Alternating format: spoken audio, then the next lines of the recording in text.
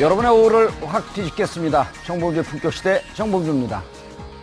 최근 한 여론조사 결과에 따르면 국민 4명 중 3명가량은 문재인 대통령의 국정수행에 긍정적인 전망을 하는 것으로 나타났습니다.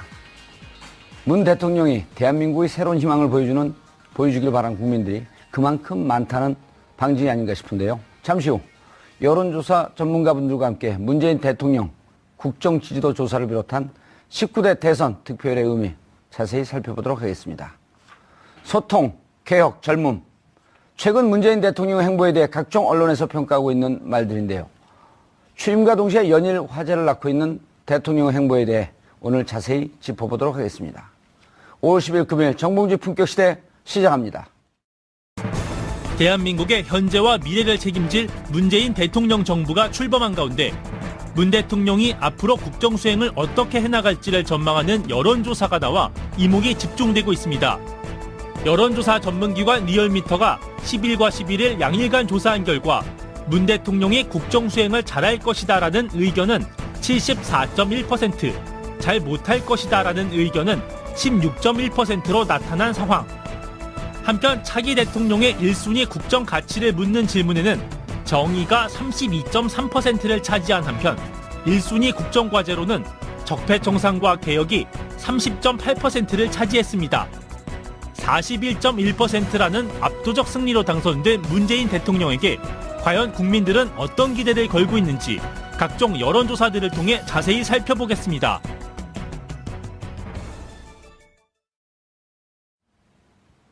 (5월 11일) 금요일 정봉주 품격시대 첫 번째 이슈 들어가겠습니다. 당선 직후부터 취임 4월째는 오늘까지 문재인 대통령을 향한 국민들의 관심이 뜨겁습니다. 역대 정부에서는 볼 수 없었던 파격적인 행보에 국정 수행 기대감 또한 나날이 높아지고 있는데요.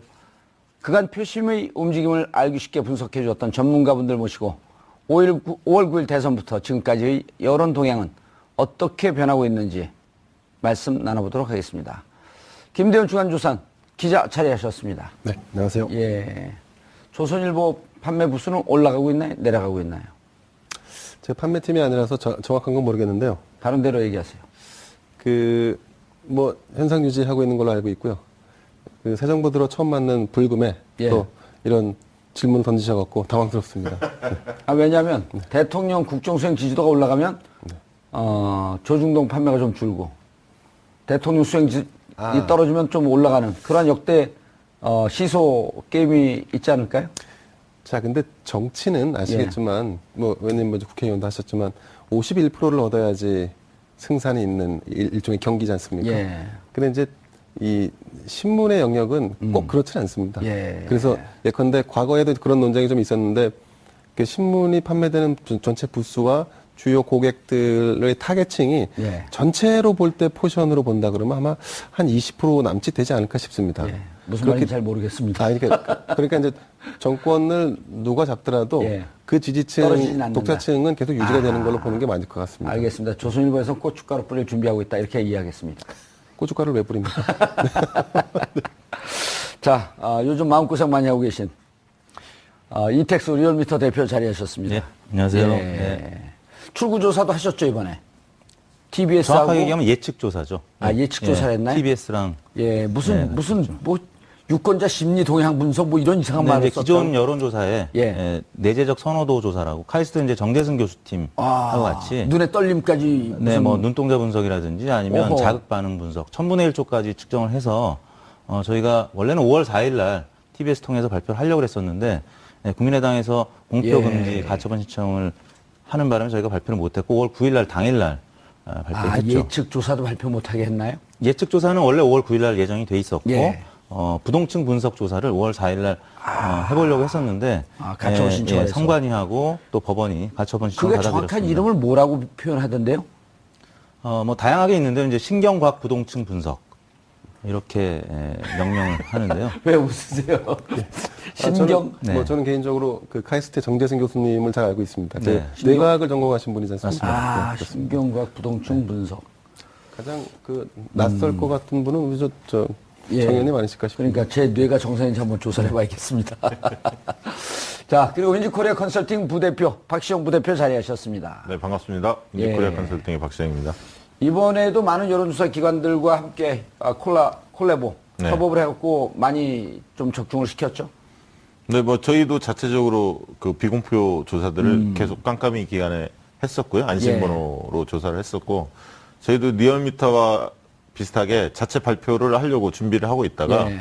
선관위에 물어보니까 비공표 조사를 통해서 예측 조사를 발표하는 건 안 된다. 아하. 기존에 공표된 조사에서 부동층에 대해서 이렇게 분석해서 예. 발표하는 건 가능하지만 그래서 발표를 하지 못했는데 같이 활동하는 누구 팀원이 우리의 공통된 견해입니다 하면서 그 SNS에 올렸더라고요. 네, 뭐 아니 그런데 이제 그거는 약간 희망 섞인 수치였고 실제로 이제 저희가 분석했을 때는 1, 2, 3위의 겹차가 거의 한 1%에서 1.5 정도 차이 나는 거의 흐름이 비슷하게 나왔었습니다. 사실은 예. 만약에 그걸 발표를 했다면 굉장히 반응이 뜨거웠을 뻔했습니다. 예, 아무도 관심이 없었을 텐데. 예, 그 발표한 사람이 또 고등학교 동문. 아, 그거는 저기 다른 분이고요. 예. 원래 이제 회사에서 예측한 건 따로 또 회사에서. 존재하고 있었습니다. 알겠습니다. 시청자 여러분들께서도 전문가분들과 함께 샵 5400으로 다양한 의견 보내주시기 바라겠습니다. 자, 총 투표율 77.2%, 문재인 대통령이 받은 득표율 41.1%. 이번에 여론조사가 계속 이제 정치부 출입하면서 조사를 하는데 여론조사에 대해서 이번에 유독 관심이 좀 높지 않았었나요? 아무래도 정봉주의 품격 시대에서 고정 프로를 여론조사를 했잖아요. 네, 그 정도 예. 또 한 게 영향을 미치지 않았을까 하는 생각을 좀 듭니다. 저도 그건 동의하는 게 왜냐하면 네. 여론조사 전문가들을 좀 홀대하는 경향이 있었어요, 그 전에. 아, 그랬었나요? 예, 그러니까 필요할 때만 불러다가 어떻게 되고 있습니까? 경향만 물어보고. 근데 이제 저희는 매주 그 날을 찍은 게 전체적인 트렌드를 분석을 하면서 국민들에게, 시청자분들에게 이렇게 흐름이 가고 있다라고 하는 것을 정확한 데이터를 주기 위해서 정규적으로 했던 거거든요. 특히 리얼미터 예. 그리고 윈지코리아 예. 제가 두 분하고 이제 그 깜깜이 선거 기간 내에 같이 이제 카톡도 주고받으면서 이제 추이를 좀 예. 여쭤보고 했었는데 계속 전화 통화한 거 알고 있습니다. 예, 매우 정확한 데이터를 말씀해 주셔갖고 제가 이게 출구 조사가 이제 그 크게 필요성을 느끼지 못할 수도 있겠다. 뭐 이런 생각까지도 들더라고요. 아니, 그러니까 기자분들도 네네. 실은 여론조사에 대해서 잘 알고 있는 듯 하면서 여론조사 중요성을 좀 경시하는 분들이 많아요. 그러니까 이제 속칭 이제 여론조사의 데이터와 실제 바닥 민심이 다르다. 뭐 이런 식의 논평을 많이 하죠. 근데 이제 실제로 그게 저희가 이제 현장 가서 취재를 해보면 예컨대 민심 동향을 파악한다고 해서 이제 시장도 가보고 하면 예컨대 그 워딩을 따고 목소리를 들을 수 있는 분들은 굉장히 또 한정돼 있어요. 대부분 그렇죠. 이제 예. 언론을 기피하거나 아니면 이제 자기의 어떤 생각을 표현하는 것을 주저하는 분들이 많거든요. 그러다 보니까 이제 그런 것들을 감안해서 과학적으로 데이터화한 여론조사 기관 결과는 굉장히 의미가 있다고 보여지죠. 예. 이택수 리얼미터 대표님, 지금 77.2%, 대통령이 받은 득표율 41.1%. 투표율은 제가 모 방송국에서 얘기한 게 77.7%, 여기서도 77.7% 예견했거든요. 0.5%로 맞춘 5천만 분의 1의 네. 사나이. 그게 접니다. 네, 역시 봉도사이시죠. 예. 이름이 아깝지 않습니다. 예, 눈빛에 존경심은 줄줄 떨어집니다. 네. 이 정도 예측을 하셨나요? 투표율은 뭐 대략 제가 이제 트위터에 당일날도 79%에서 플러스 마이너스 3%포인트 예상을 했습니다. 그래서 76에서 82 정도 될 거라고 봤던 것은 예. 저희가 여론조사를 D-6 때 했던 게 뭐 대략 한 80% 안팎 투표하겠다는 의견이었는데 예. 보통 여론조사보다는 좀 덜 나오거든요. 그래서 예. 지난 대선 75.8%보다는 상회하겠으나 80%를 넘기기는 좀 쉽지 않다. 왜냐하면 사전 투표율이 26%로 굉장히 높긴 했지만 예. 이분들은 어차피 투표할 분들이 먼저 한 것이다라고 봐야 된다고 저희는 해석을 했기 때문에 그래서 뭐 지난 대선 때보다는 높아지겠지만 80%를 상회하기는 좀 어려울 거다 이렇게 봤었죠. 예, 박시영 부대표님. 그런데 이제 이번에 77.2%도 네. 사람들이 보통 체감이 80% 넘을 것이다라고 하는 기대치가 높았기 때문에 생각보다 좀 안 나온 거 아닌가 하는 이런 느낌이 있지만 네. 77.2%라고 하는 것은 20년 만에 나온 최고의 그렇죠. 그 투표율이란 말이에요. 그렇죠. 그리고 날씨가 굉장히 궂은 날씨여서 사실 마지막에 선거일 날 비가 안 왔으면 조금 더 올라가지 않았을까 그렇게 기대를 했는데 막판에 예. 아무튼 그 상승폭이 굉장히 줄어들었죠. 그러면서 그렇죠. 이제 77% 선에서 머물렀는데 한 2시, 3시까지 가팔았었죠. 그렇죠. 예, 기대를 많이 모았는데 80% 넘기나 뭐 이런 관측이 많았었는데 그렇게 되지 못해서 좀 안타깝게 생각하지만 예. 그래도 사전 투표 보니까 젊은 층들이 굉장히 많이 참여했고요. 20대가 가장 높다고 선관위가 발표를 했기 때문에 예, 일단 그 사전 투표율 그 세대별 투표율 네. 보기 전에 네. 2등과 557만 표 차이 네. 어마어마한 거 아닌가요? 역대 최대 폭이죠. 사실 지난번 2007년에 이명박 후보가 당시 정동영 후보에 비해서 한 530만 표 530만 압승을 표. 했는데 예. 그 당시 기억나지 않습니까? 거의 뭐 이명박 후보의 광풍이 불었었잖아요. 사실 어마어마했지 않습니까? 그러니까 이번에 실제로 이제 문재인 후보에 대한 열기는 그 정도는 아니었지 않느냐 이런 어떤 느낌은 가졌지만 실제 뚜껑을 딱 열어봤더니 저희는 뭐 조사에서는 계속 그렇게 추이가 나왔습니다만 실제 이제 그렇게 결과가 나왔고 국민의당 관계자들 만나보면 실제 그 정도까지 자기들이 질 거라고 생각을 전혀 안 했더라고요. 박주선 의원 같은 예. 경우는 무슨 얘기를 했냐? 주위에서 문재인 찍겠다는 사람이 하나도 안 나오는데 어떻게 저렇게 투표 지지율이 높게 나오냐?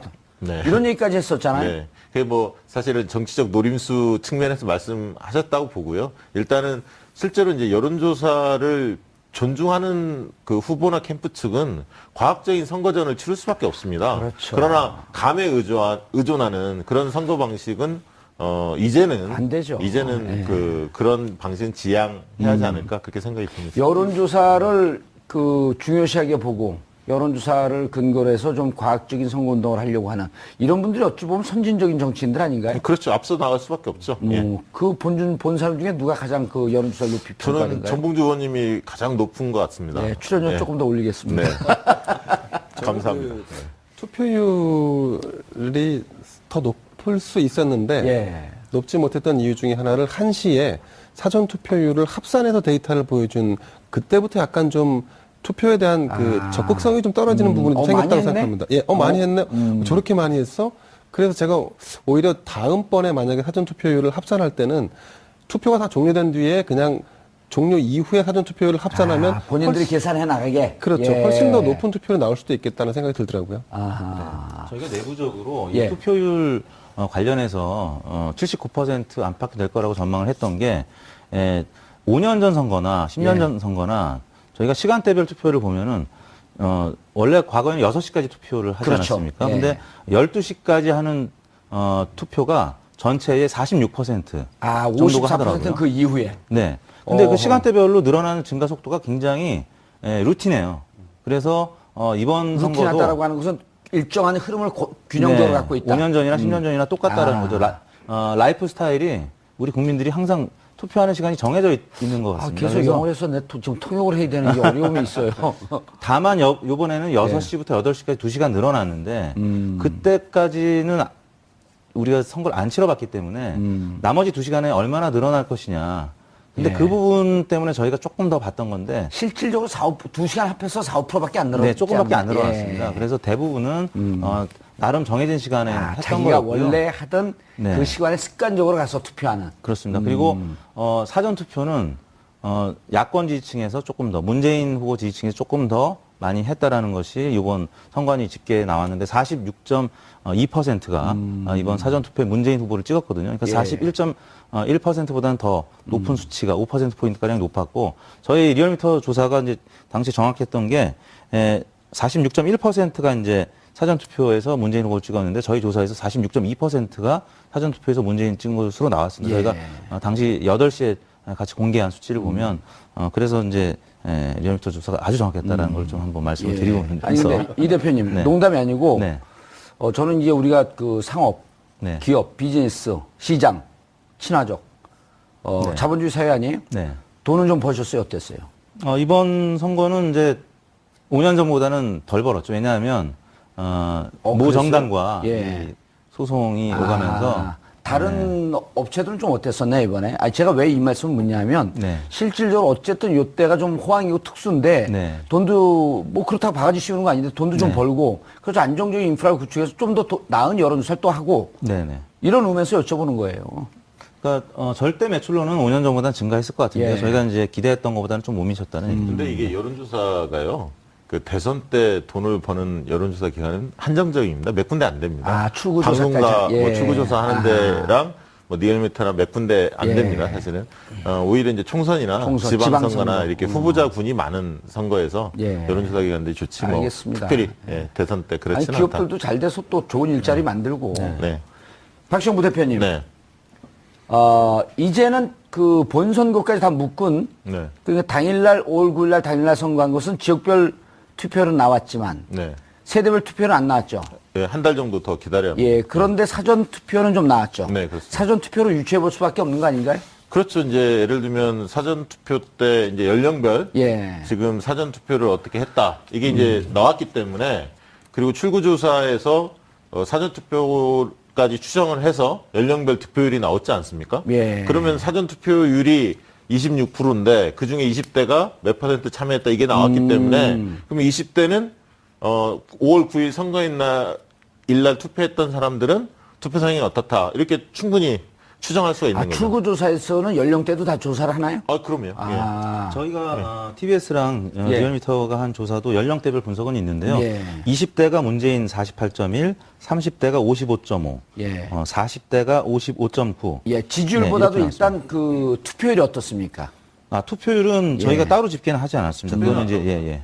아니, 그래서 사전 투표와 그 출구조사를 근거로 해갖고 좀 유추해 볼 수 없냐 이런 얘기죠. 그거는 다음에 기회가 되면 다음에. 해드릴 텐데요. 그 전에 D-6 이전까지 발표된 조사를 보면 예. 20, 30, 40대는 지난 5년 전보다 대략 10에서 15%포인트가량 어허. 투표용률이 높게 나타났고요. 예. 50대, 60대는 반면에 지난 5년 전 대선보다 10%포인트가량 낮게 나타났거든요. 실제 선관위 집계도 그렇게 나타날 가능성이 높아 보이는 것이 예. 저희가 이번에 조사한 사전투표율 등등의 조사를 보면 대략 여론조사 실제가 맞았기 때문에 그런 추산이 이번에 맞을 가능성이 높아 보입니다. 어떻습니까? 2040을 묶어야 되나? 이제 2050을 묶어야 되나요? 아니 2050을 묶는 게 좀 무리고요. 아직은. 아직은. 예, 오히려 3040은 좀 비슷한 패턴이고요. 20세대가 30하고 좀 다르다. 좀 이제 보수화됐다라고 하는. 예, 신안보 보수층이 분명히 20대 남성들이 포착이 됐고요. 예. 그분들이 이제 유승민 후보를 좀 주목했고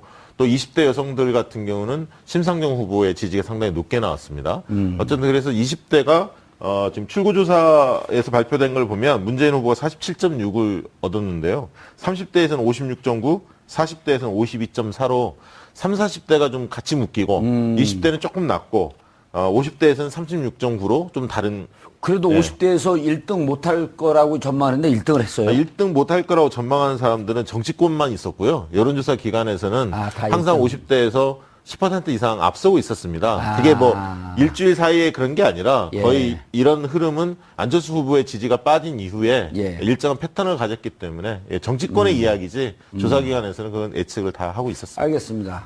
김 기자님, 41.1%, 557만 표 차이. 이 의미를 어떻게 봐야 될까요? 기대치보다는 낮았을 거고 예상보다는 높지 않았나 생각합니다. 그거 어려운 말을 이제 쓰시네. 기대치라는 것은 이제 그쪽 캠프에서는 이거보다는 훨씬 더 많은 기대를 했을 거로 예상이 되고 일반적으로는 40% 선도 좀 무너질 수 있다라고 하는 위기감이 선거 막판에 좀 있었거든요. 그게 한 5월 4일, 5월 5일쯤 그 깜깜이 그 기간에 네네. 살짝 그런 조사들이 나왔다고 좀 정보 보고 이런 게 돌았죠. 그렇습니다. 만약에 바른정당에서 12명의 탈당 사태가 나오지 않고 홍준표 후보의 질주가 계속 이어졌다 그러면 아마 홍 후보의 지지율은 지금 24%보다는 훨씬 더 상회하는 지지율로 이어졌을 공산이 커 보입니다. 네, 그 당시에 그 예측을 많이 했었습니다. 사실은 이제 바른정당 사태가 없었으면 홍 후보가 7, 8%까지는 갈 거다. 잘하면 30%까지도 돌파할 수 있겠다. 뭐 거기까지 예상하는 사람도 있었지만 대부분 25는 좀 넘어서고 27, 8까지는 갈 거다 이렇게 봤는데 말씀하신 대로 바른정당 탈당 사태가 일어나면서 상당표가 이제 유승민 동정론으로 형성이 됐었죠. 그래서 유승민 후보가 4, 5% 정도 있다가 이게 9, 10까지도 막 육박하는 조사들이 많이 나왔습니다. 네. 바른정당 탈당이 화요일 날 5월 2일 날 이루어졌거든요. 그러니까 5월 1일 저녁서부터 소문이 돌다가 기자회견은 5월 2일 날 했죠. 네. 그리고 토론회가 5월 2일 날 있었습니다. 밤에 있을 때 덕이 없어서 다 나온다 그랬더라. 그 얘기를 이제 홍준표 후보가 유승민 후보에게 했고 그러면서 바른정당의 당원들이 대거 몰리고 후원금이 몰리고 하면서 홍 후보의 그로부터 그 다음 날서부터 이제 블랙아웃 기간으로 들어간 거예요. 깜깜이로. 네. 근데 올라가던 기세가 꺾였다. 예, 뭐 하락하지는 않았지만 한 1, 2% 조금 떨어지긴 했습니다만 어쨌든 예. 상승세 확실히 꺾여버린 거죠.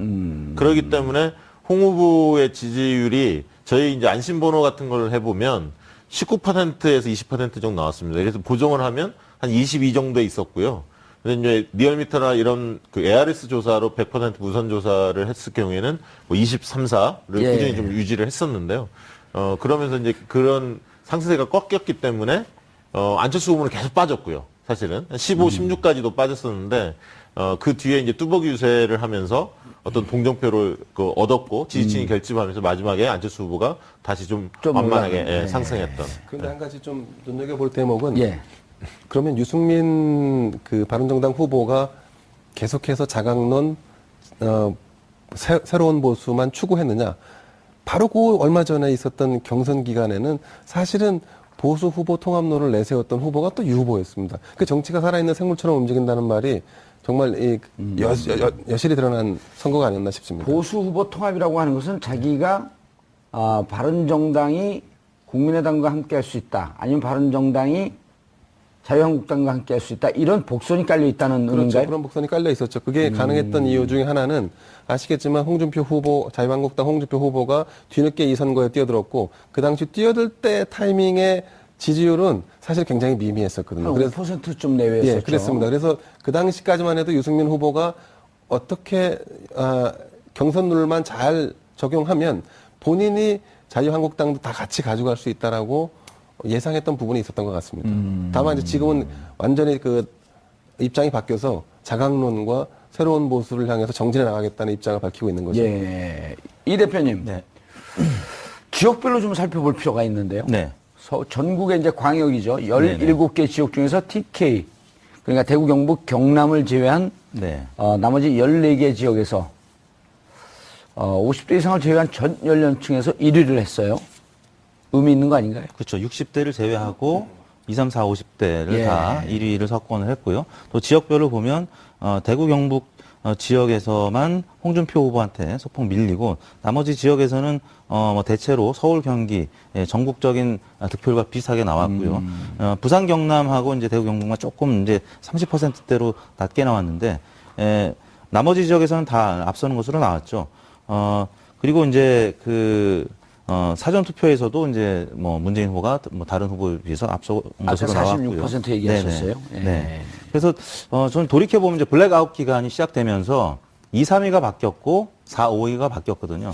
유승민 후보가 아까 말씀하셨던 13명의 탈당 예. 사건이 없었다면 5위로 끝났을 수도 있는데 미세하게나마 0.6%포인트 차이로 심상정 후보를 이겼던 거는 바로 그 사건 때문이었다고 보고요. 또 블랙아웃 기간이 시작된 그 무렵에 홍준표 후보와 안철수 후보가 실버 크로스가 일어났던 조사가 두세 군데 있었거든요. 그러다 보니까 막 블랙아웃 들어가는 그 시점에. 예. 그래서 이제 5월 2일 이후에 5월 3일, 4일 조사를 돌이켜 보면은 그때 홍준표 후보가 조금 2, 3일 정도 더 상승하는 기세를 보이다가 13명 후보가 이제 탈당해서 다시 한국당으로 들어오는 뭐 그런 상황에서 꽤 많은 역풍이 불었죠. 그래서 이제 상승세가 주춤해졌는데 아무튼 그 사건이 아니었다면 홍준표 후보도 사실 더 올라갈 수 있었는데 좀 아쉬운 대목이죠.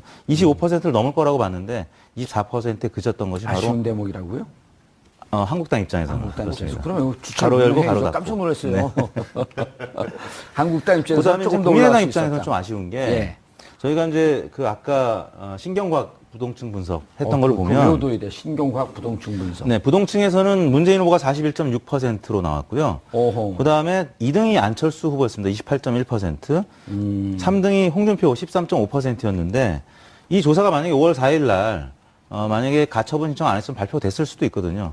근데 실버 크로스가 나타났던 거랑은 좀 다른 분위기. 안철수 후보가 홍준표 후보를 앞서는 분위기인데. 이게 발표됐으면 2, 3위가 또 바뀌었을 수도. 그랬을 수도 있죠. 근데 이제 국민의당은 이 수치를 몰랐죠. 그래서 혹시 리얼미터 조사가 본인한테 슬쩍 좀 찔러주지 그랬어요. 그러게 말입니다. 국민의당에 제가 아는 후배들도 있는데 아무도 물어보질 않더라고요. 그래서 그걸 물어봐서 슬쩍 찔러줬으면 아마 가처분 신청 안 했을 수도 있는데. 이런 생각이 이게 들지 않았을까요? 국민의당의 주적은 문재인이 아니라 이택수다. 그리고 또 하나 아쉬운 거는 5월 9일 날 이제 발표한 예. 당일 예측 조사가 갤럽이 있고 리서치뷰가 있었습니다. 저희 말고도 두 군데가 더 있었는데 5월 9일 날. 예, 5월 9일 날 예. 전화조사로 예측했던 조사기관이 리얼미터와 갤럽과 리서치뷰가 있었습니다. 예. 공교롭게도 안철수 후보만 실제 득표율보다 많이 낮았어요.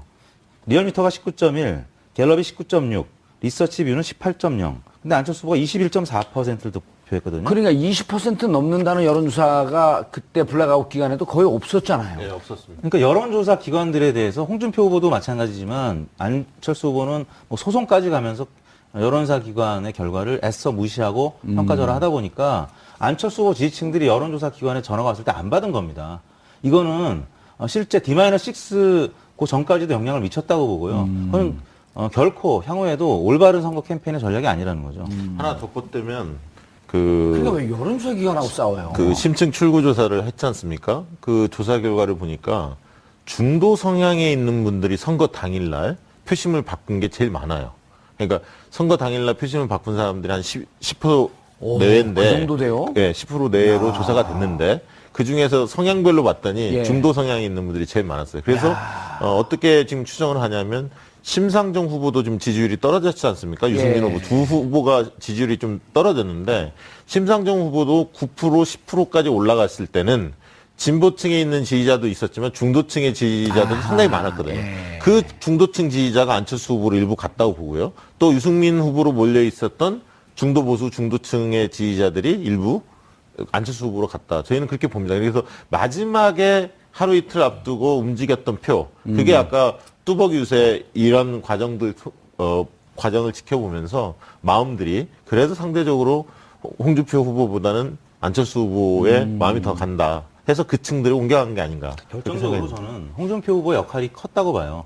홍준표 후보가 계속 양강 구도로 가고 있다. 또 골든 크로스가 곧 일어날 것이다. 그러다 보니까 저는 이제 직접 호남에 사는 혹은 출신 후배들이 얘기한 것이 원래는 안철수 후보를 찍으려고 했는데 양강 구도로 간다고 하니까 홍준표 대 문재인 이러다가 홍준표 후보가 집권할 수 있겠구나. 안 되겠다 그래서 문재인 후보를 찍었다는 후배들의 연락이 있었습니다. 뒤늦게 그 네. 선거 캠프에 임명장을 좀 보내줘야겠는데요. 블랙아웃 기간에 아무튼 홍준표 후보 혹은 한국당에서 벌인 여러 가지 선거 전략, SNS상에서 사실 출처 불명의 예. 여론조사 결과들이 많이 돌았었는데 그게 오히려 한국당 발 여론조사 결과가 양강 구도인 것처럼 막 돌기도 했었거든요. 그게 오히려 안철수 쪽에 가 있던 이런 호남의 지지자들 그분들은 네. 반드시 정권 교체를 해야 된다라고 하는 절박함이 있었는데 그게 오히려 문으로 가는 그렇습니다. 심상정 후보 지지층도 일부 이탈해서 문으로 가고 불안했던 거죠. 가짜 뉴스가 워낙 판을 찼기 때문에 뭐 예. 출구 조사도 막 노출된 것처럼 아침 점심 때 막 돌아다녔거든요. 그러니까 이 깜깜이 선거의 규정 때문에 오히려 더 그러면 민심이 혼란스러워하고 저희가 예측을 예. 했었잖아요. 깜깜. 네. 자, 다른 뭐 서울 지역 들어보기 전에 지금 말씀 나왔던 깜깜 선거 그 얘기를 좀 해보시죠. 기동민 의원이 이거 지금 없애야 된다. 우리가 몇 차례 이제 그 사전에도 얘기했지만 결과적으로 보게 되면 깜깜 선거라고 하는 게 국민들의 표심을 결정하는데 도움은 안 됐다. 이렇게 볼 수 있지 않나요? 그러니까 표심을 왜곡하는데 오히려 악용됐기 때문에 저는 이제 개인적으로 볼 때 다른 선진 그 미국이나 뭐 프랑스나 예. 이 조금 더 여론조사를 공개하는 방향으로 가는 게 훨씬 더 유권자들에게 도움이 되지 않나. 과거에는 이제 공개하지 않았다는 이유는 그 밴드웨건이나 그렇죠. 그렇죠. 밴드웨건. 밴드웨건이나 아니면 언더독처럼 뭔가 이렇게 표를 대세에 의해서 쏠려가는 이런 양상으로 치러지지 않을까 하는 우려 뭐 이런 것들이 복합적으로 작용하다 보니까 선거 그 6일 전에는 공표를 못 하게 해놨는데 오히려 지금 아시겠지만 온갖 가짜 뉴스들이 횡행하다 보니까 더군다나 이제 뉴스처럼. 그렇죠. 더군다나 네. 각 정당이 자기들에게 유리할 것으로 생각하는 전략들을 폈지만 실제로는 그 반대 현상으로 나타나는 이게 유권자의 표심과 왜곡된 현상이 나타나는 거겠죠. 예. 그렇다 보니까 이제 저는 오히려 당일까지도 사실은 선거 여론조사를 근데 사실은 당일날 하지는 않을 겁니다. 왜냐하면 뭐 소위 말해서 장사가 안 될 터이기 때문에. 그렇죠. 할 필요가 없죠. 그 전날까지만 해도 그렇죠. 전날까지. 아 네. 이제까지 표심이 이렇게 됐고 나는 이렇게 표심 내 그 후보를 바꿨거나 혹은 내 유지하고 있었는데 전체적인 상황을 보니까 최종 결정을 이렇게 해야겠네. 이런 걸 도움을 줄 수는 있지만 지금처럼 가짜 뉴스가 판치면은 막 집에서 가족들끼리도 싸움이 나고 그런단 말이에요. 그렇습니다. 그리고 이제 자제분들은 이게 이렇게 됩니다. 그러니까 아빠가 어디서 가짜뉴스를 듣고 와서 야 이렇게 되는데 너 지금 누구 찍으려고 그래? 이러면서 가족 분쟁이 있었다라고 하는 게 SNS에 돌잖아요. 그렇습니다. 그 서두에 말씀드렸다시피 또 그 리얼미터나 윈지코리아나 굉장히 과학적인 그 너무 하신다, 어떤 오늘. 기술을 가지고 테크닉을 가지고 굉장히 정확하게 예. 데이터를 만들어내기 때문에 이거를 의심할 필요는 없을 것 같습니다. 그렇죠. 네, 네, 네, 예. 네. 그리고 그래서 좀 이제 깜깜한 건 좀 없어. 그리고 국민들이 여론조사를 보고 그거를 많은 쪽으로 쫓아간다. 이미 촛불을 1,700만이 촛불을 들었던 국민들인데요. 그렇습니다. 대한민국 태국기까지 하면 더 많습니다. 근데 뭐 그렇게 데이터를 따지자고 보면 좀 뭐 재미난 데이터를 내놓는 분들도 계시던데 문재인 대통령이 얻은 득표가 1,300만 표 남짓되는 예. 거죠. 근데 전체 유권자가 4,200만이었기 때문에 그렇죠. 문재인 대통령을 찍지 않았던 유권자가 2,900만이나 되는 예. 겁니다. 예. 한 60%가 넘어가죠. 그렇습니다. 네네. 아마 이런 부분들은 아마 집권 플랜을 짜면서 굉장히 유념해야 할 부분이 아닌가 그러면 싶습니다. 취임사에서도 이제 그 얘기를 다 했으니까. 네네, 그렇습니다. 촛불 민심 문제 방금 얘기를 예. 하셔서 지금 홍준표 후보를 제외하고는 나머지 후보를 합치면 75%인데요. 이게 탄핵에 찬성했던 비율과 똑같습니다. 그래서 촛불 민심이 대선에 결정적으로 영향을 미쳤다. 탄핵의 찬성은 85%였었는데요. 저희가 이제 막바지에 탄핵 막바지에는 75대 대략 20 정도로 나왔거든요. 모든 여론조사 홍준표 후보가 결과는 리얼미터를 근거로 하시는군요. 최고의 조사기관이라고 아까 말씀해 주셔가지고. 지금 소송 중이고. 아무튼 뭐 그런 의미가 계속 작용했다고 봐야 그러네. 되겠습니다. 의미 네. 있네요. 이게 네. 홍준표 후보로 제외한 나머지가 75%. 75%. 탄핵을 찬성했다. 네. 그리고 잠시 후 언급이 되겠습니다만 예. 문재인 대통령의 지금 국정수행 기대 전망이 대략 75%가량 나오고 있거든요.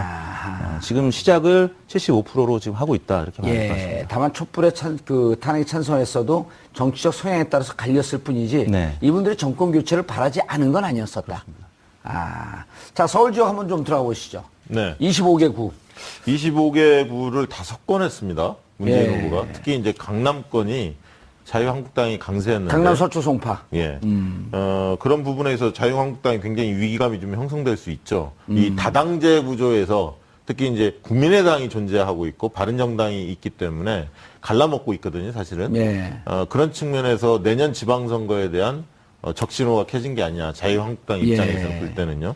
그래서 내년 이제 지방선거에 대한 여러 이야기들이 오고 가고 있는데 가장 중요한 변수는 두 가지인 것 같아요. 첫 번째는 문재인 후보의 국정 지지도가 어느 정도 선까지 유지될 거냐. 이게 가장 중요하죠. 왜냐하면 집권 1년 차에 이게 치러지는 지방선거이기 때문에 안정론이 힘을 받을 가능성이 크거든요. 일단 그러려면 그게 상대적으로 유리하죠. 그렇죠. 그러려면 국정 지지도가 한 60% 이상을 계속 유지를 하면 여권이 상당히 압승할 분위기가 형성된다고 봅니다. 그게 첫 번째고요. 두 번째는 과연 바른정당과 자유한국당 지금의 형태대로 독자적으로 갈 거냐 아니면 다시 통합을 할 거냐 이런 어떤 보수의 분열이 이 다시 통합의 분위기로 바뀔 거냐 이런 부분들도 중요하다 봅니다. 그래서 대통령 지지도와 구도의 문제 이 두 가지 문제가 어떻게 흘러가느냐에 따라서 내년 지방선거가 향방이 많이 바뀔 것 같습니다. 예. 자, 조금 첨언을 하면 예. 그 2012년도 대선 결과도 한번 볼까요? 박근혜 후보와 문재인 후보가 대결을 펼쳤는데 그때는 뭐 확연한 양강 구도였죠. 근데 투표 결과는 거의 55대 강남 3구를 평균을 냈을 때 55대 45 정도였습니다. 그러니까 강남의 표심 박근혜 당시 후보가 이겼나요? 이겼죠. 55대 45. 그렇습니다. 그러니까 어느 한쪽으로 완사이드하게 강남의 표심이 가지 않는다. 과거처럼 이념이나 어떤 경제의 경제력의 어떤 많고 적음 이런 툴로 바라보기는 좀 어려울 것 같고요. 이제는 그 80년대 90년대 대학을 다닌 그 나이 이 또래 그러니까 이를테면 40대 50대가 강남 전체 주민들의 어떤 그 중심을 잡고 있다. 그래서 이분들의 어떤 앞으로의 선택도 투표를 할 때 선택이 굉장히 합리적인 선택. 이걸 또 다시 이제 약간 이념의 툴로 보자면 굉장히 중도적인 성향으로 좀 변해가는 것이 아닌가. 우리가 지금 그걸 놓치고 마냥 강남 3구는 예컨대 보수 정당에 유리할 것이다라고 바라보는 거는 이제는 조금 좀 바뀌지 않았을까 싶습니다. 근데 느닷없이 이런 생각이 드네. 김대영 기자가 강남 3구에 살고 있을 것 같아요. 저는 그 TBS가 위치하고 있는 상암동에 살고 있습니다. 상암동에. 네, 그렇습니다. 여기는 뭐 압도적으로 또 진보 진영 성향이 높은 데인데요. 여기가 문재인 후보가 1위 한 지역입니다. 1위를 그렇죠, 했죠. 마포. 네, 서울에서. 그렇습니다. 근데 마포는 좀 특이하게 계속 민주당 후보, 그러니까 이를테면 진보 색채의 정당의 후보들이 국회의원을 하고 구청장을 하고 있는 지역이죠. 예. 네, 그렇습니다. 그게 이제 여기 상암하고 저기 이제 홍대 앞 이런 데가 개발되면서 1인 가구가 많아지면서 네, 네. 젊은 세대 20대, 30대가 대거 유입되면서 급격하게 바뀐 지역 중에 하나죠, 여기가. 그런데 여기 마포에 또 제가 이제 살다 보니까 마포의 특성 같은 게 좀 하나 보이는데 마포가 의외로 개방적이기보다는 그러니까 개방적이지 않은 게 더 많습니다. 왜냐하면 예를 들자면 그 마포 지역에 의외로 대형마트가 별로 없어요. 그 대형마트가 없는 이유는 뭐냐? 그 소상공인들의 입김이 그만큼 셉니다. 그러니까 소상공인들의 입김이 세다 보니까 그 입김을 정책에 반영하는 예컨대 구청이라든가 이런 데서 그런 그 거대 자본들의 진입을 막고 있어요. 그러니까 요 마포구민만의 좀 약간 특성이 좀 있다는 설명 좀 드립니다. 네. 마포구청장 노리고 있나요? 마포구청장님이 구정을 잘 이끌고 계시는 걸로 알고 있습니다. 예, 연세가 네. 좀 있으시죠, 거기가. 예, 그렇습니다. 예, 알겠습니다. 안 노리고 있는 거죠? 마포구를 너무 잘 파악하고 있어갖고. 저는 사실은 전에는 성북구에 살았었습니다. 예. 네. 거기서 경선에서 떨어졌나요? 자, 근데 강남 서초 송파, 제가 살고 있는 압구정동 청담동은 또 졌어요.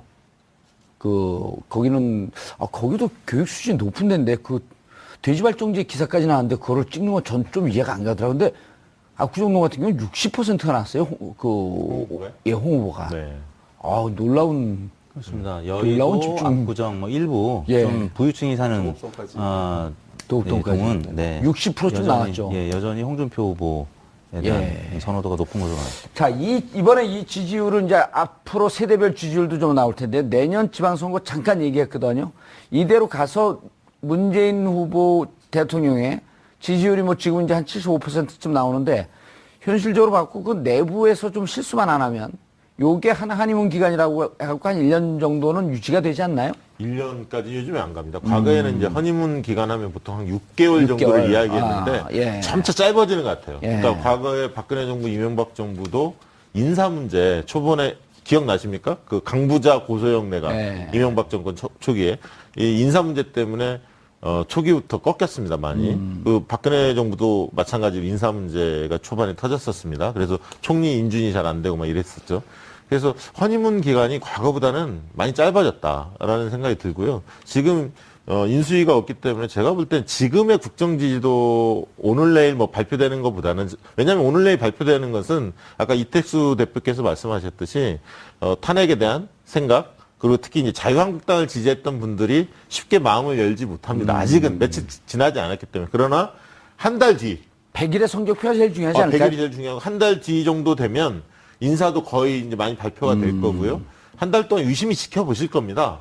이게 잘 갈 수 있는 건지 아닌지를. 그래서 한 달 뒤에 국정운영 지지도 굉장히 중요합니다, 사실은. 그래서 그때 만약에 지금 정도의 80%를 유지하고 있다면 상당히 초반에 어쨌든 안정적으로 갈 수 있는 동력을 확보했다 이렇게 볼 수도 있겠죠. 보통 이제 국정수행지도 평가는 취임 1개월 후부터 하고 있거든요. 1개월 후부터. 미국도 이제 트럼프 그런 것도 좀 대통령이 알아둬야 41%로 첫 스타트를 끊었는데 그게 그게 바로 1개월 취임 후 1개월 후였습니다. 야, 그 41%가 우리 대통령이 받는 41%가 됐네. 근데 이제 아무튼 지금은 국정수행 전망으로 잘할 전망. 것이다라고 이제 기대치를 조사하는 건데 예. 한 달 후부터는 현재형으로 잘 하고 있습니까라고 물어봤을 때는 대략 한 10%포인트는 떨어지게 되어 있습니다. 앞으로에 대한 기대는 크지만 현재는 아까 조금 전 언급하셨던 것처럼 이제 인사청문회로 들어가게 될 텐데 박근혜 전 대통령도 처음에 총리 지명부터 좀 삐끗했죠. 그래서 이제 김용준 총리 지명자가 낙마했었고 또 기억하시겠지만 윤진숙 해수부 장관 청문회 때 잘 모르겠다. 사랑합니다. 네, 그래서 많은 기억나네요. 국민들이 실망했고 또 일부 장관 후보는 아마 이제 미래창조부 장관 후보자였던 것 같은데 그분은 아예 또 청문회도 못하고 그만뒀고 뭐 이런 과정을 통해서 많은 국민들이 한 10%포인트는 지지를 철회하는. 그래서 박근혜 대통령도 당시에 취임 첫 주에 국정수행 지지도가 국정수행 전망은 60%대였는데 국정수행 지지도가 54.8%를 자랑했거든요. 그래서 50%를 유지하는 것 자체가 사실은 쉽지는 않습니다. 아하. 그래서 이제 문재인 대통령도 향후에 인사청문회 과정을 거치면서 지지율이 지금 75%, 80%보다는 조금 떨어질 가능성이 있다는 것이죠. 예. 국정 수행 지지도도 굉장히 중요한 잣대가 될 겁니다. 아마 내년 지방선거는. 예. 근데 지금 이제 그거 말고도 변수들이 존재하는 게 어쨌든 정치권이 지금 뭔가 그 변화를 모색하고 있는 와중에 있습니다. 아직까지는 이제 그 대선을 치른 지 얼마 되지 않았기 때문에 전체적으로 어떤 그 구체적인 액션은 안 나오는데 오늘 같은 경우 이미 이제 시작이 된 게 국민의당에서 바른정당에 러브콜을 보냈습니다. 같이 하자. 같이 해야지 우리가 이 전국에서 캐스팅 보트를 확실하게 쥐고 집권당과 또 자유한국당 사이에서 뭔가를 모색할 수 있다 이런 얘기를 했는데 예. 그리고 또 이제 자유한국당은 똑같이 다시 합당해야 한다고 얘기가 나오고 있습니다. 예. 그래서 심지어는 지난번에 추가 탈당하려고 하다가 머뭇머뭇했던 분들에게 다시 러브콜을 보내고 있는 상황인데 바른정당은 이제 이 상황에서는 이제 결정을 해야 될 상황이죠. 그래서 이제 내일 모레 그 전체 의원총회를 열기로 이제 돼 있는데 오늘 현재 스탠스는 지금 상황에서 그런 말을 던지는 거는 예의가 아니다라는 이제 해서 거부를 하고 있지만 예. 아마 그런 것들이 내년 지방선거에 영향을 미치지 않을까 싶습니다. 예. 알겠습니다. 지난 대선 기간 동안 저희가 하루 정기적인 날짜를 잡아서 대통령 후보에 대한 지지도를 조사했습니다. 그리고 거기에 담겨 있는 여러 가지 함의를 분석하는 시간을 가졌습니다. 국민들이 정치에 관심을 갖는 것은 국가의 미래를 위해서도 중요한 일이지만 결과적으로는 자신의 미래를 위해서 관심을 가져야 하는 일입니다. 그냥 주위에서 돌아다니는 가짜 뉴스 혹은 내가 알고 있는 주관적 판단 이런 것보다도 보다 과학적이고 객관적으로 정보를 취합하는 성숙한 국민이 되기 위해서는 여론조사의 흐름에 좀 더 관심을 가질 필요가 있다는 것이 저희 정봉주의 품격 시대가 내린 결론입니다. 그래서 이제 리얼미터 조사가 아주 정확했다라는 걸 좀 한번 말씀을 드리고 있는데. 아니 근데 이 대표님 네. 농담이 아니고 네. 저는 이제 우리가 그 상업, 네. 기업, 비즈니스, 시장, 친화적 네. 자본주의 사회 아니에요? 네. 돈은 좀 버셨어요? 어땠어요? 이번 선거는 이제 5년 전보다는 덜 벌었죠. 왜냐하면 모 정당과 예. 이 소송이 오가면서 다른 업체들은 좀 어땠었나요, 이번에? 제가 왜 이 말씀을 묻냐면, 네. 실질적으로 어쨌든 요때가 좀 호황이고 특수인데, 네. 돈도, 뭐 그렇다고 바가지 씌우는 거 아닌데, 돈도 좀 네. 벌고, 그래서 안정적인 인프라를 구축해서 좀 더 나은 여론조사를 또 하고, 네네. 이런 의미에서 여쭤보는 거예요. 그러니까 절대 매출로는 5년 전보다 증가했을 것 같은데요. 예. 저희가 이제 기대했던 것보다는 좀 못 미쳤다는 얘기죠. 근데 이게 여론조사가요. 그 대선 때 돈을 버는 여론조사 기관은 한정적입니다. 몇 군데 안 됩니다. 출구조사까지. 방송과 예. 뭐 출구조사 하는 데랑 뭐 리얼미터나 몇 군데 안 예. 됩니다. 사실은. 오히려 이제 총선이나 총선, 지방선거나 지방선거. 이렇게 후보자 군이 많은 선거에서 예. 여론조사 기관들이 좋지 뭐 알겠습니다. 특별히 대선 때 아니, 그렇지는 않다. 기업들도 잘 돼서 또 좋은 일자리 만들고. 네. 박시영 부대표님. 네. 이제는 그 본선거까지 다 묶은, 네. 그러니까 당일날, 5월 9일날 당일날 선거한 것은 지역별 투표는 나왔지만, 네. 세대별 투표는 안 나왔죠.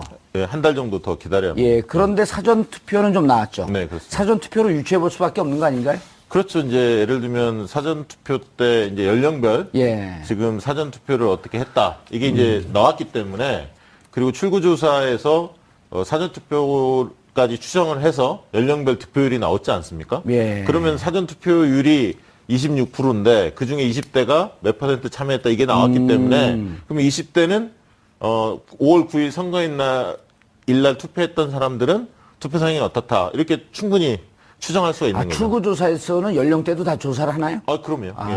저희가 TBS랑 예. 리얼미터가 한 조사도 연령대별 분석은 있는데요. 예. 20대가 문재인 48.1, 30대가 55.5, 예. 40대가 55.9. 예, 지지율보다도 네, 일단 그 투표율이 어떻습니까? 투표율은 저희가 예. 따로 집계는 하지 않았습니다. 그거는 이제 예. 아니, 그래서 사전 투표와 그 출구조사를 근거로 해갖고 좀 유추해 볼 수 없냐 이런 얘기죠. 그거는 다음에 기회가 되면 소개를 다음에. 해드릴 텐데요. 그 전에 D-6 이전까지 발표된 조사를 보면 예. 20, 30, 40대는 지난 5년 전보다 대략 10에서 15%포인트가량 투표용률이 높게 나타났고요. 예. 50대, 60대는 반면에 지난 5년 전 대선보다 10%포인트가량 낮게 나타났거든요. 실제 선관위 집계도 그렇게 나타날 가능성이 높아 보이는 것이 예. 저희가 이번에 조사한 사전투표율 등등의 조사를 보면 대략 여론조사 실제가 맞았기 때문에 그런 추산이 이번에 맞을 가능성이 높아 보입니다. 어떻습니까? 2040을 묶어야 되나? 이제 2050을 묶어야 되나요? 아니 2050을 묶는 게 좀 무리고요. 아직은. 아직은. 예, 오히려 3040은 좀 비슷한 패턴이고요. 20세대가 30하고 좀 다르다. 좀 이게 보수화됐다라고 하는. 예, 신안보 보수층이 분명히 20대 남성들이 포착이 됐고요. 예. 그분들이 이제 유승민 후보로 좀 주목했고 또 20대 여성들 같은 경우는 심상정 후보의 지지가 상당히 높게 나왔습니다. 어쨌든 그래서 20대가 지금 출구조사에서 발표된 걸 보면 문재인 후보가 47.6을 얻었는데요. 이 가고 있다라고 하는 것을 정확한 데이터를 주기 위해서 정규적으로 했던 거거든요. 특히 리얼미터 예. 그리고 윈지코리아 예. 제가 두 분하고 이제 그 깜깜이 선거 기간 내에 같이 이제 카톡도 주고받으면서 이제 추이를 좀 예. 여쭤보고 했었는데 계속 전화 통화한 거 알고 있습니다. 예, 매우 정확한 데이터 말씀해 주셔갖고 제가 이게 출구조사가 이제 크게 필요성을 느끼지 못할 수도 있겠다. 뭐 이런 생각까지도 들더라고요. 아니, 그러니까 기자분들도 네네. 실은 여론조사에 대해서 잘 알고 있는 듯 하면서 여론조사의 중요성을 좀 경시하는 분들이 많아요. 그러니까 이제 속칭 이제 여론조사의 데이터와 실제 바닥 민심이 다르다. 뭐 이런 식의 논평을 많이 하죠. 근데 이제 실제로 그게 저희가 이제 현장 가서 취재를 해보면 예컨대 민심 동향을 파악한다고 해서 이제 시장도 가보고 하면 예컨대 그 워딩을 따고 목소리를 들을 수 있는 분들은 굉장히 또 한정돼 있어요. 대부분 그렇죠. 이제 예. 언론을 기피하거나 아니면 이제 자기의 어떤 생각을 표현하는 것을 주저하는 분들이 많거든요. 그러다 보니까 이제 그런 것들을 감안해서 과학적으로 데이터화한 여론조사 기관 결과는 굉장히 의미가 있다고 보여지죠. 예. 이택수 리얼미터 대표님, 지금 77.2%, 대통령이 받은 투표율 41.1%. 투표율은 제가 모 방송국에서 얘기한 게 77.7%, 여기서도 77.7% 예견했거든요. 0.5%로 맞춘 5천만 분의 1의 네. 사나이. 그게 접니다. 네, 역시 봉도사이시죠. 예. 이름이 아깝지 않습니다. 예, 눈빛에 존경심은 줄줄 떨어집니다. 네. 이 정도 예측을 하셨나요? 투표율은 뭐 대략 제가 이제 트위터에 당일날도 79%에서 플러스 마이너스 3%포인트 예상을 했습니다. 그래서 76에서 82 정도 될 거라고 봤던 것은 예. 저희가 여론조사를 D-6 때 했던 게 뭐 대략 한 80% 안팎 투표하겠다는 의견이었는데 예. 보통 여론조사보다는 좀 덜 나오거든요. 그래서 예. 지난 대선 75.8%보다는 상회하겠으나 80%를 넘기기는 좀 쉽지 않다. 왜냐하면 사전투표율이 26%로 굉장히 높긴 했지만 예. 이분들은 어차피 투표할 분들이 먼저 한 것이다라고 봐야 된다고 저희는 해석을 했기 때문에 그래서 뭐 지난 대선 때보다는 높아지겠지만 80%를 상회하기는 좀 어려울 거다 이렇게 봤었죠. 예, 박시영 부대표님. 그런데 이제 이번에 77.2%도 네. 사람들이 보통 체감이 80% 넘을 것이다라고 하는 기대치가 높았기 때문에 생각보다 좀 안 나온 거 아닌가 하는 이런 느낌이 있지만 네. 77.2%라고 하는 것은 20년 만에 나온 최고의 그렇죠. 그 투표율이란 말이에요. 그렇죠.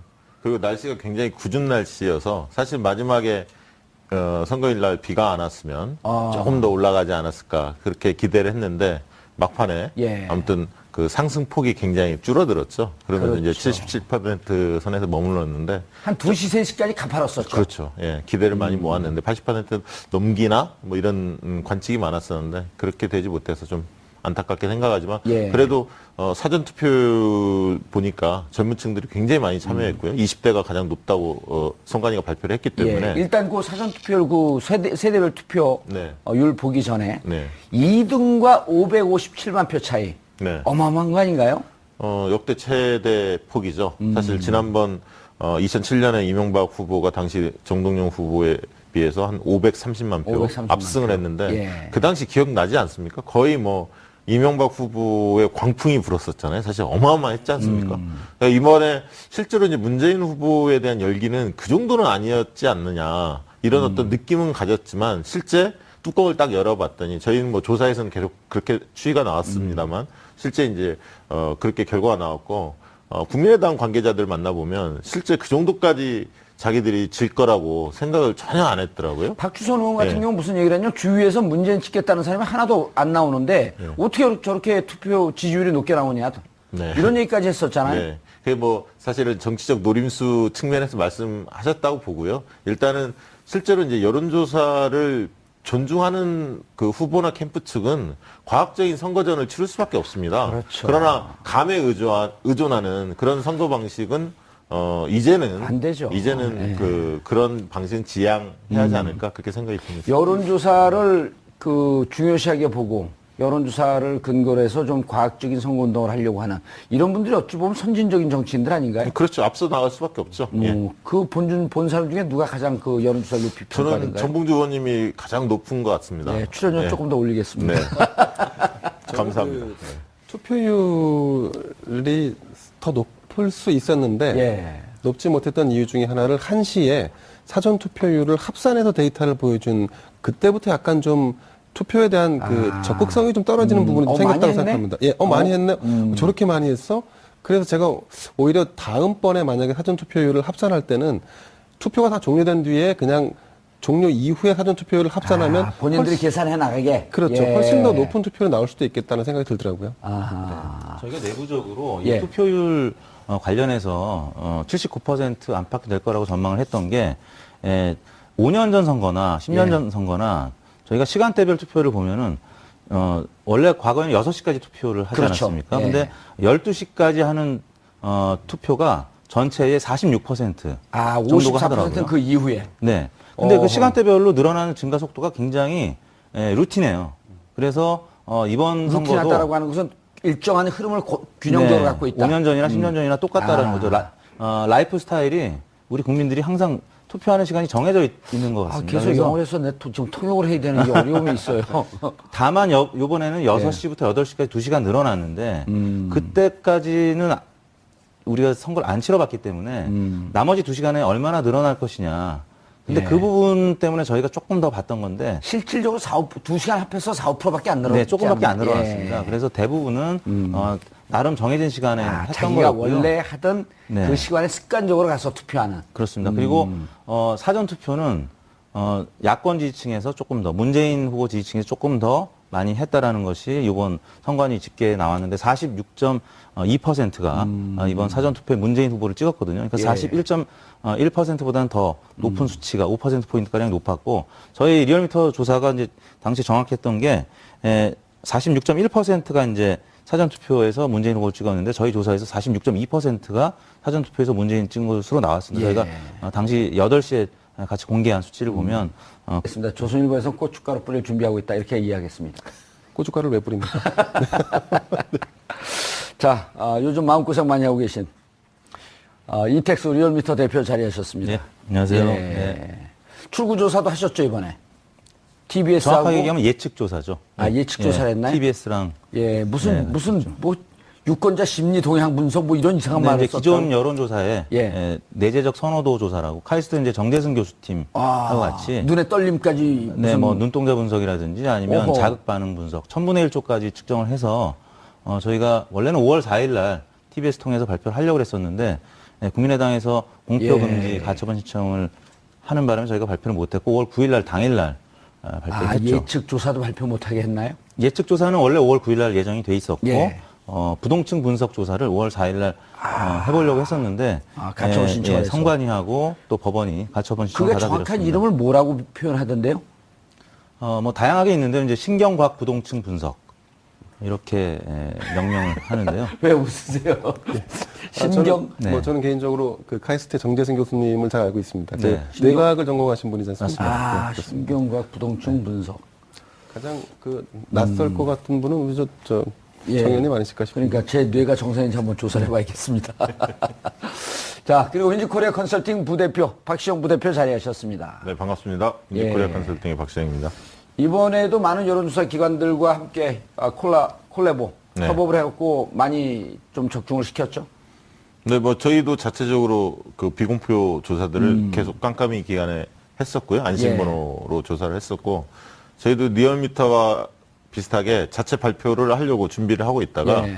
선관위에 물어보니까 비공표 조사를 통해서 예측 조사를 발표하는 건 안 된다. 아하. 기존에 공표된 조사에서 부동층에 대해서 이렇게 분석해서 예. 발표하는 건 가능하지만 그래서 발표를 하지 못했는데 같이 활동하는 누구 팀원이 우리의 공통된 견해입니다 하면서 그 SNS에 올렸더라고요.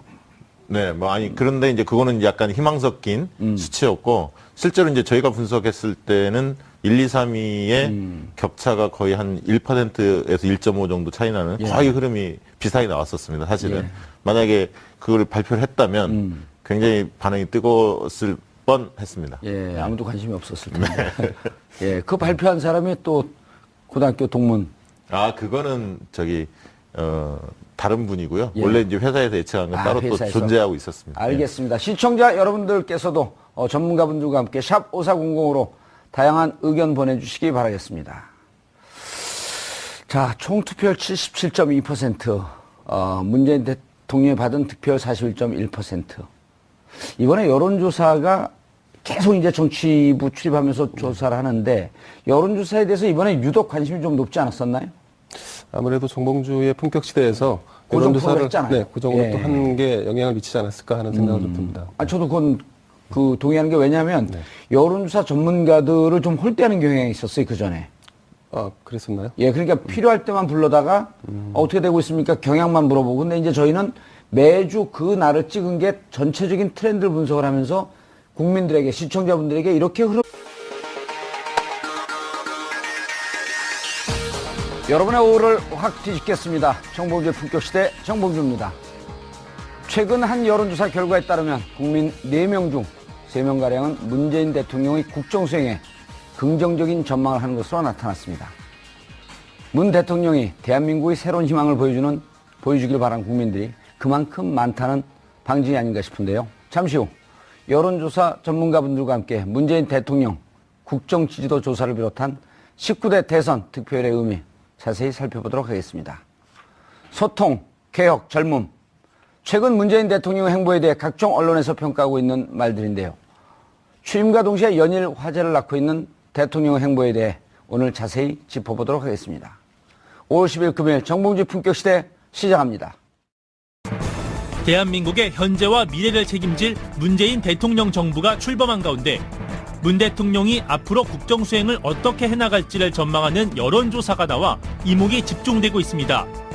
여론조사 전문기관 리얼미터가 10일과 11일 양일간 조사한 결과 문 대통령이 국정 수행을 잘할 것이다라는 의견은 74.1%, 잘 못할 것이다라는 의견은 16.1%로 나타난 상황. 한편 차기 대통령의 1순위 국정 가치를 묻는 질문에는 정의가 32.3%를 차지한 한편 1순위 국정 과제로는 적폐청산과 개혁이 30.8%를 차지했습니다. 41.1%라는 압도적 승리로 당선된 문재인 대통령에게 과연 국민들은 어떤 기대를 걸고 있는지 각종 여론조사들을 통해 자세히 살펴보겠습니다.